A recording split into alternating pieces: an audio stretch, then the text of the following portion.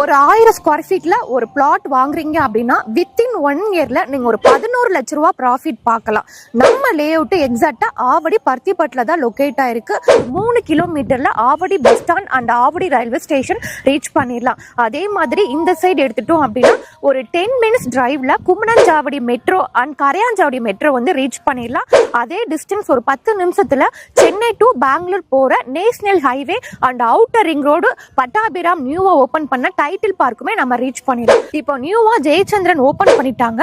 அந்த ஜெயச்சந்திரன்ல இருந்து அப்படியே பேக் சைடு நம்ம லே அவுட் வந்து அமைஞ்சிருக்கு. 33 அடி 30 அடி 24 அடி அகலமான தார் ரோடு கொடுத்துருக்கோம்.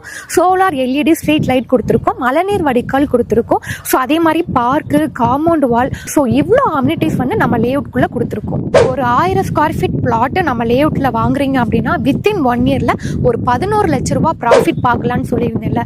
அது எப்படி அப்படின்னா 2025 ஜனவரி மாதம் நம்ம கிளாசிக் சிட்டி ஃபேஸ் 1ல கார்னர் பிளாட் 5100 ரூபாய்க்கு கொடுத்தோங்க.